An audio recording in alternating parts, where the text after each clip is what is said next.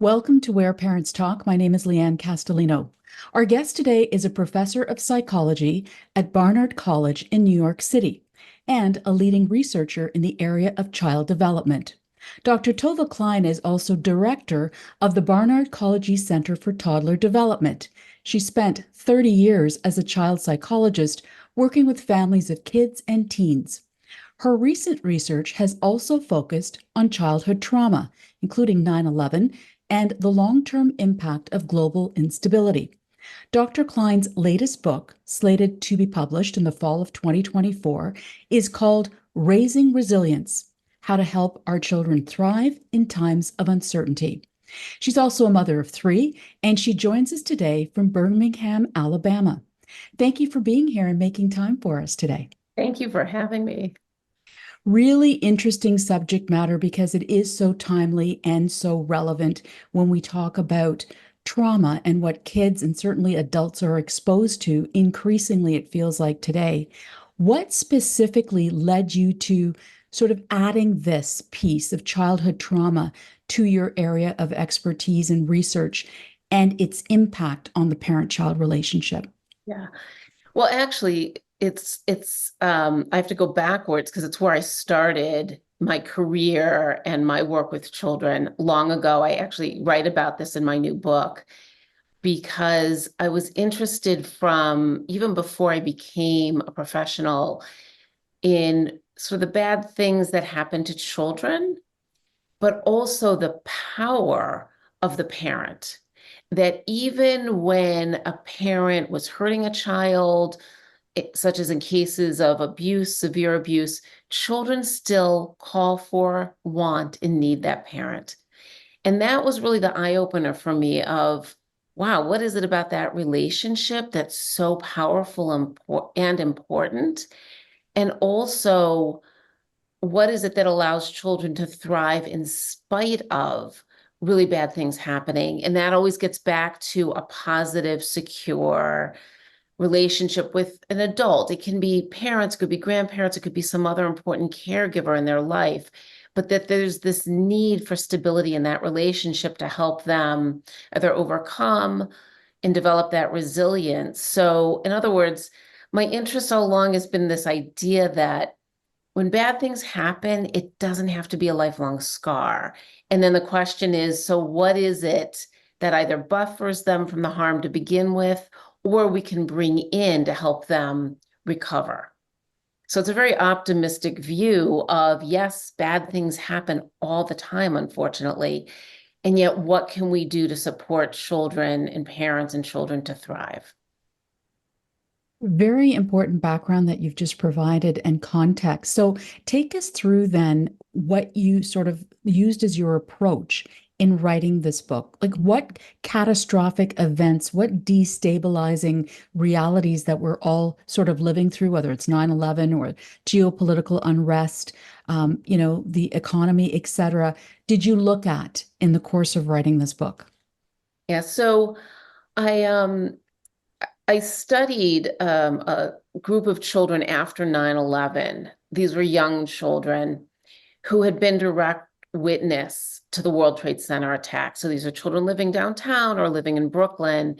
And we did a study of parents and children. I did this with a colleague, Ellen DeVoe, who's now in Boston, but was in New York at the time. And we were there together, really trying to understand what was the impact. So what was the mental health impact, and also the narratives? How did young children in particular come to understand what they had witnessed? And this was in the year following the attacks. And we had also done interviews with parents starting 6 weeks after the World Trade Center attacks. So that was like the first big kind of population-wide, you could say, certainly a global event, but a very much New York City event. And prior to that, I had done a lot of work with children, pediatric AIDS. There were many, many cases while I was in graduate school. And then when I came out of graduate school, so I was working with families and children who were dealing with, at the time, was really a life-shortening disease. So a mother would have it, or both parents would have it, and then the child would be born with it and then would be growing up with it. but there was no cure at the time. There was nothing to prolong really life. And so that also became very interesting for me. Like, how do people deal with both chronic and fatal illness or accidents?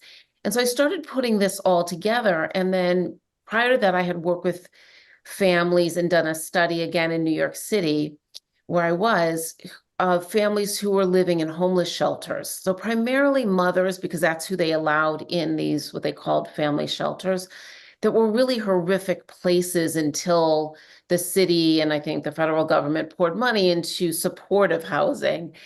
And again, I kept seeing mothers in these horrendous situations who were able to protect children against all odds, really.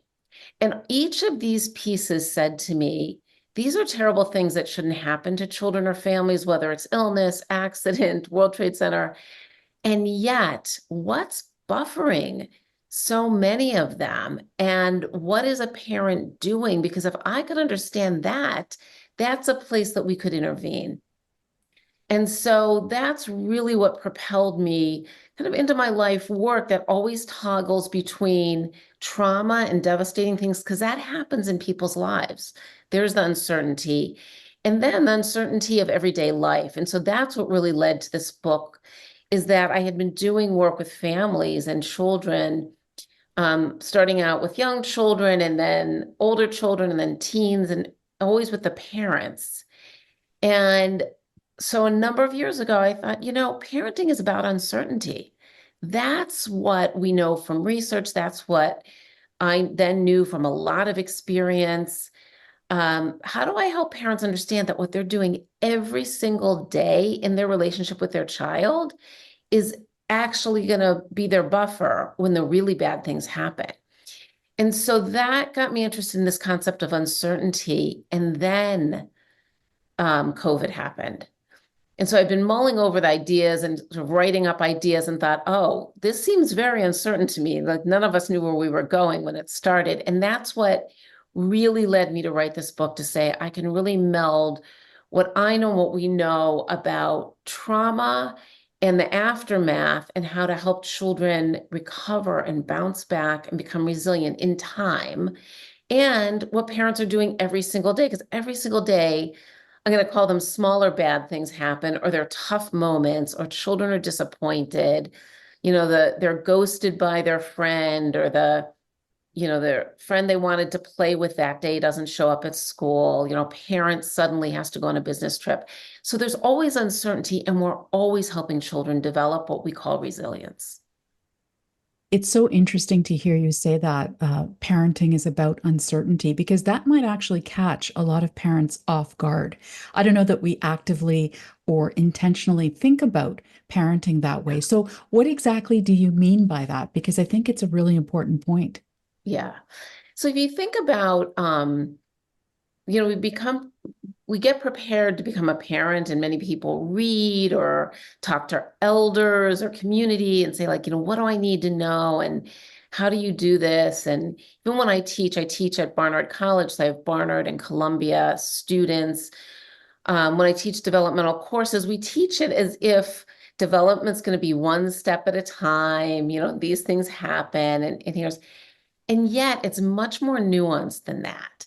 And being a parent is too. I said they hand you this baby, and every baby's different from the moment they hand them to you, or the moments, let's say you adopt a child. They're different because of what they bring into the world, and then we're gonna nurture them and love them and sort of mold them in a back and forth in a relationship. But you really don't know who that child is. That's uncertain. How they're going to react today. You don't really know who's coming down the steps when your 5-year-old wakes up, or your 12-year-old wakes up. And then different things are going to happen to them every day. You might, pack their lunch and help them get their backpack together and send them to school. But there may be some unpredictable things that happen, including a sudden fire alarm goes off. And at home, we have the same thing. And then we have our lives, which are uncertain. So people lose jobs, or there's new work stress, or I'm at home and I have a day planned and I can't get the tasks done that I told my child I was going to get done. a grandparent gets sick. There's all of these things that happen. And then you have that really broad layer of the world.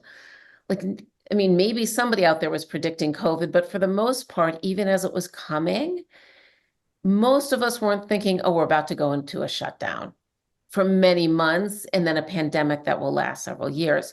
So all of these pieces are uncertain, but they don't have to derail us. And that's really what became my interest of. So what is resilience? What are the factors we need to get there? And resilience is really about something that we need to face uncertainty, whether it's kind of the smaller uncertainty or the bigger, which is how do we help children learn to adapt and adjust and be flexible, which is a process that happens over time. And that's kind of the counter, the counter to uncertainty, but also how we help them and ourselves, which is the really important piece, handle the unpredictability and uncertainty of life. It's interesting because for adults, so much of what has happened, the events that you outlined, are hard for adults to comprehend. So, is it reasonable for us to think that as parents, we can equip our children, however young they are, up to teens, etc., with what they need in their toolkit to address these uncertain, volatile events, devastating events with certainty, with optimism through resilience? Yeah, I like your question. So it's certainly possible because that's what the parent-child relationship does. It gives children a grounding in, I'm not alone. It builds security, the back and forth of, I'm going to be here for you. I'm going to tell you when things are hard, and I'm going to help you through it, is what keeps building their ability to then say, I'm not alone. I'm going to be okay, and I can handle this, depending on their age. If they're very young, with a parent at my side. As they get older, with a parent I can trust to be there for me when I need them, and I can take that inner trust forward. One of the things I write about in the book are these 5 pillars. Not that they're in any order because they're all pieces of what's developing within the child, but what I call the 5th pillar, but in many ways could be the first, is this self-acceptance that builds in the child from the trust in the parent. The trust the parent instills in them becomes inner trust. I can trust myself. I can accept myself. That's where a lot of children's strength comes from, so that they can face the hard things every day. One of the, I think, misnomers that we all go into being a parent with is that our role is to make our children happy. And I've said this, I feel like for 30 years now, it's actually not. Like, children know how to be happy, There's so much joy, even in hardship, to be happy. Our role is to help them through the really tough stuff. So the negative emotions, how to handle those negative emotions, which again is a process over time, how to build trust in the parent, which then becomes trust in other people. So peers, other adults. So as they move more independently in the world, they carry this with them. They're literally taking the parent-child relationship into themselves and moving it out in the world. And that's where the resilience comes from.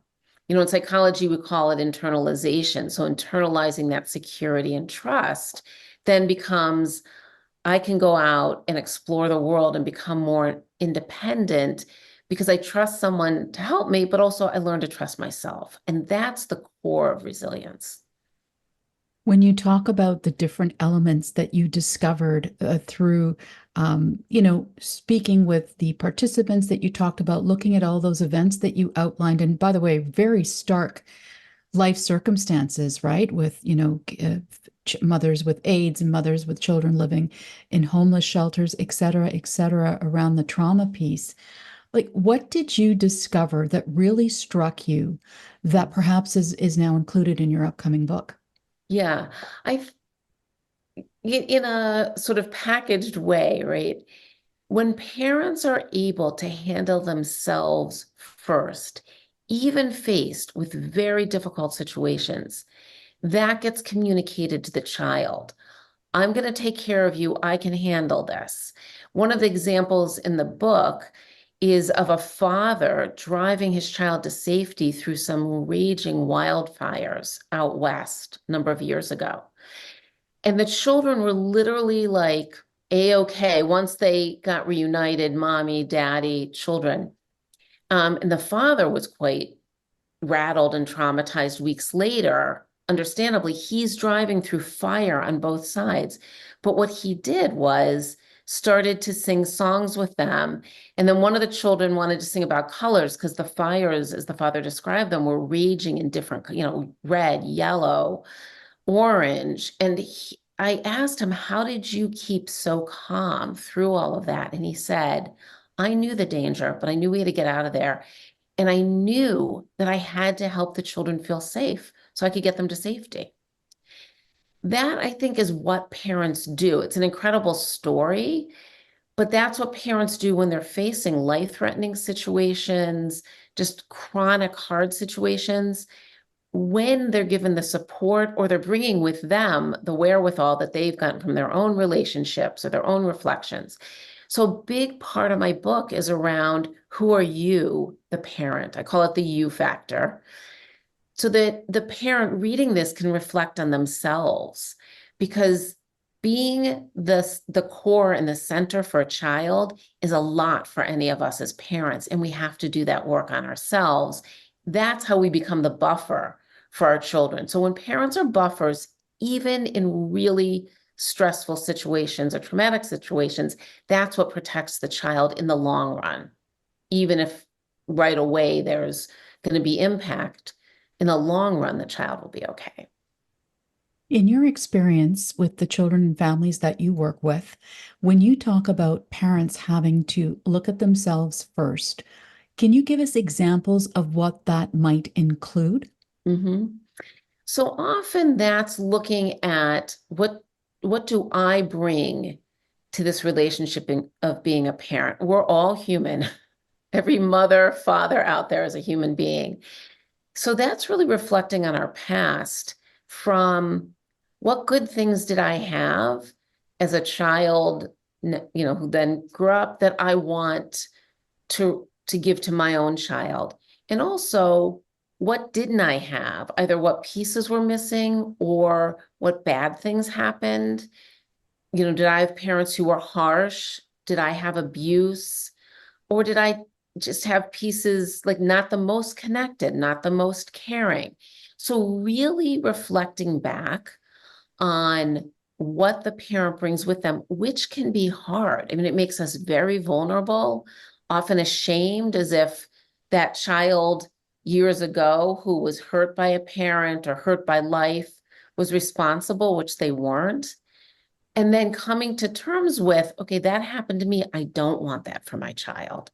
And it is possible to change. I mean, we know that from years of research. That was actually part of my own dissertation, 30 plus years ago in graduate school. So what does the parent bring? How can we become aware? Self-awareness is the first piece.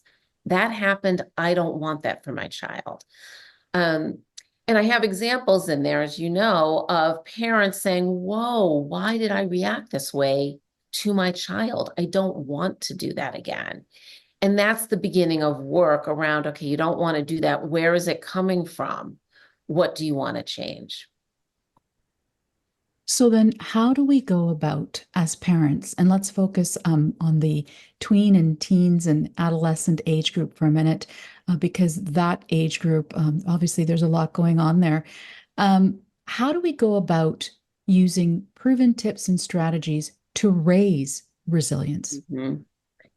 So here's the nice thing about the tweens and the teens, of them getting older, because yes, it's a challenging time because they're starting to say again, as they've said when they were younger, who am I? And I need to define myself. And I often, that age group will push parents away just when they need them to stay close. So it's a back and forth again. So the first thing I say to parents is you have to do work not to take that personally, because often we feel terrible. Why don't you like me? Why don't you want to be with me? Why are you putting me down? Um, and the way to help teenagers become resilient is number one, listen to them. We often want to teach or give lessons or punish. Listening to that age group, middle schoolers, high schoolers goes a long way and says to them, I value you, I value your opinion. And then to ask them, let's say they come home with a problem. Often they want to vent. Venting is a big thing for children and a really big thing as they get older. So listening to them, letting them vent, and then asking in whatever way feels right to a parent, do you want some help with that? Or do you want me to listen? And it can move from really wanting you to listen to like, yes, I need help. What do I tell my friend? Or why did she do this to me? Right? Because teenagers take things very personally too. So it's often giving advice that's been agreed upon with the teenager. I think we tend to discount our young people as they're moving towards adulthood, but they're not yet adults. And they need a lot of explicit help sometimes from us, but we don't value their opinion enough. So when we come together and say, I'm wondering what you're thinking is a good idea. Do you want to hear what I'm thinking is a good idea? So that's one piece. The other piece I would say is bad things happen in the world all the time, unfortunately, and are going to continue to. So when we give our children, our teen children explanations for them and listen to what they're thinking, what they're worried about, it's going to be very different than what a parent is worried about. And then saying to them, these are your worries. Let's talk about them, but also let's talk about what really happened in that horrible incident, whether it was in your town or in this country or in the world that they want to talk about. So some of it is listening, some of it is what we call scaffolding, and then some of it is problem solving with them, not leaving them out of that, not lecturing them. No one wants to be lectured. They don't hear you. And it's an important point. And I wonder if, making the point too by reverse engineering it to say, what is the short, medium, long-term impact on a child, a teen, of not addressing the traumas in the world, et cetera. And I'm not sure if your research touched on that, but maybe that's a way of sort of, because we're not all researching this like yourself, but for the average parent like me, kind of looking at it to say, like, if I don't make this a priority, what could happen? Happen. You know? Yeah, I think it's an important question, especially because teenagers in particular are inundated with information. We all are, but certainly by that age, they have access to unbelievable amounts of information. And so checking in, even with that child who's not a talker, like we always think it's about talking. Sometimes it's just about being there. You know, I heard what happened at your high school today, and it sounds kind of scary. I'm here for you. Or do you want to talk about what happened? Or some version of, I can tell you what the principal sent me in the email. And then why don't you tell me what you know if you want to? So addressing the close in incidents and the far away incidents. So it's not just the research, but I think the experience of when we're quiet or silent, it's very scary. Something bad happened. I heard about it from a friend. And now I go home and I have parents who aren't saying anything. Uh-oh, what does that mean? So the importance of putting it out there to say, I'm not sure if you saw what happened, or I've been reading about the war or the protests or whatever it is that's on your mind, says to the child who's now a teenager, I am here and I'm not afraid of what you might bring to me. I'm okay discussing whatever you want to discuss, which again means doing a lot of work on ourselves as parents, because it's often the parent who understandably, we don't want to talk about a lot of the stuff. And if that message is given to the child, then they're going to go either hide from it as well or get information from friends and others who may not be the most reliable sources. And that can become problematic. So it's better to keep this open dialogue, which comes through listening. It gets back to this idea of listening, because when children feel like they're not heard, those teenagers, they just say, forget it. No, I don't want to talk to you about that. And I don't want to hear what you have to say. But when they say, oh, you value me and I can trust that you're going to help me when I'm really scared, they're going to be more open. Let's dig a little deeper into resilience. And the fact of the matter is that resilience is a buzzword today and has been for the last number of years. Some researchers and others would even argue that perhaps it's misused, overused, abused. How do you define resilience? And in the context of your book, what is the message that you want parents or readers of the book to receive about raising resilience? Mm-hmm. So I agree. I think resilience is a buzzword. And I will tell you that when I started writing this, I was like, oh, how do I write this without using the word resilience? Because it's so overused. But what I got back to is I really wanted to speak to parents about how do you raise a decent human being, one who can care about themselves and care about others, be confident in themselves and want to be generous towards others. So it's both. And that gets to, how do I handle the tough stuff in life, the hurdles, the adversities? And that's the role of the parent again. So adversity, resilience is the ability to handle the tough parts of life, the ability to adapt, to adjust, and face what is going to come into your life, which are those uncertain things. You don't know what they are. But the resilience piece is I can face them. I'm not alone. I can adapt. We may have to flee an earthquake, but I'm with family who can help me adapt in a new place. So that raising resilience is helping children feel safe, be able to adjust and adapt and learn to be flexible even when it's hard. And so those are the pieces that make up resilience. It's related to stress, and stress is related to trauma. It's also the message I want parents to have, excuse me, is that they're building resilience every single day on the most mundane day, the nicest day of their life, the most boring day with their child, if there's such a thing. They're building that every day through their interactions and all of the mishaps, the little mishaps. Oh, we don't have Cheerios. I did say I was going to get them at the store. It is disappointing that we're not going where we said we were going today. Any of those mishaps give parents a chance to come back and reconnect and repair with their child. All of that is building what we call resilience. It's saying, sometimes things go wrong. I can help you through it. And then we can keep moving forward. And that's an everyday process that gets highlighted when really bad things happen and your resilience shows through. But it's developing all along the way. And that's what I want parents to know. It's not something you wait for. They're doing it and they don't know they're doing it. They're already doing it all the time.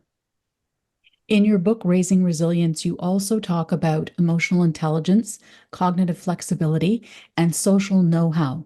Can you take us briefly through why each of these elements is important for parents to know about and certainly for them to teach their kids about? Yeah. So, that emotional intelligence is this idea that children in time learn what their emotions are, become more self-aware when it comes to emotions. Parents are a key player in this because you help your young child and then your older child, who then becomes a teenager, learn to handle those emotions. It's what we call emotion regulation.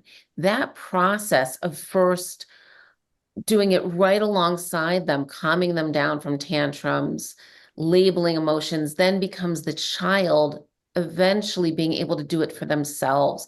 That means they can read other people's emotions and they can become empathic. Oh, this is a person in need. I can see that she's upset. I can see that he needs help. So that's emotional intelligence. And we know that that maps on to all kinds of success measures from academics to peers to life. And then the cognitive flexibility, which is a tough one for children and for teenagers, by the way, is this ability to say, okay, I had a plan and that's not going to happen. So what can I do differently? And, that starts off with like, I'm building a tower and it falls down and I'm 4 years old. Do I want to walk away from it, which is a good option? Do I want to rebuild it, which is an equally good option? So the ability to adjust. And then as children get older, the plans changed. My friend called and said, we're not going to the movies tonight. The high school social got moved to another day and I can't make it. Whatever it is, that ability to then say, that's disappointing, I can handle this, is the cognitive flexibility that every child needs and gets built again over time. Parents have to have it too.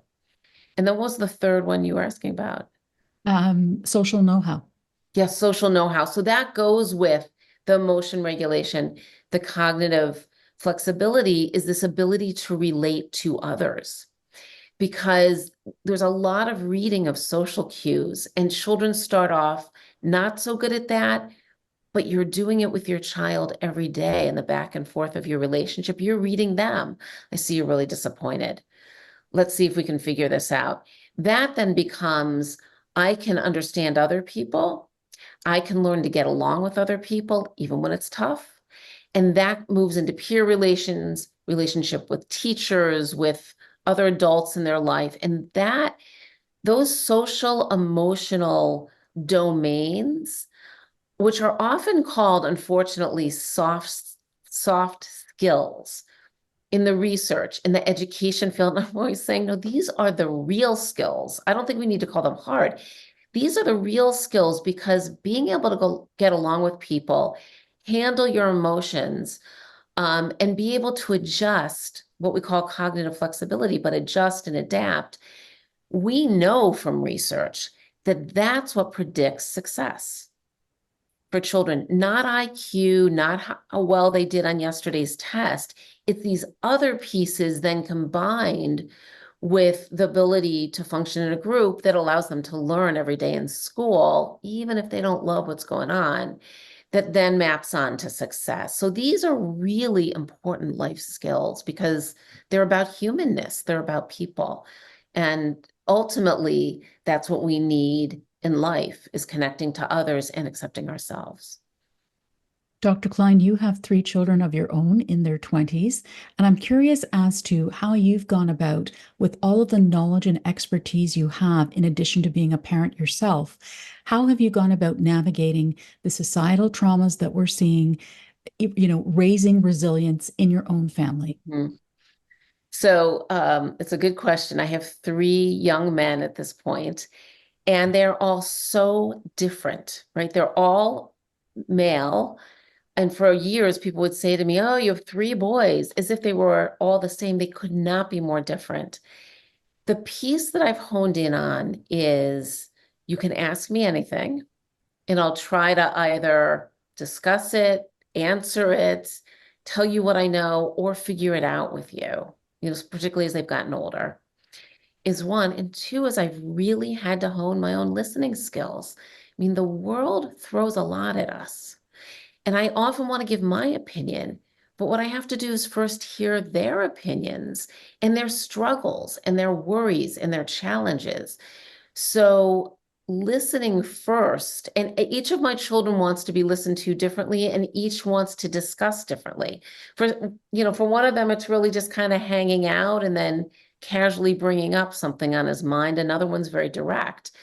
So really learning who each one is over their life course, that nuance is so important for a parent, and it can be a challenge for me as well as any other parent. So I think it's the listening piece, really understanding who each child is as best I can, and then trying to be in that listening position that they want me to be, so that they can open up and then ask me questions and not be afraid to ask me something. Because the world is complicated, their lives are complicated, and their struggles are complicated. And my hope is that they feel comfortable coming either to me or their dad, or another trusted adult, but to one of us to say, hey, I'm struggling or I have some questions, can we talk about it? Dr. Tovah Klein, so many important messages. The book is called Raising Resilience. We so appreciate your time and your thoughts today. Thank you so much. Thank you.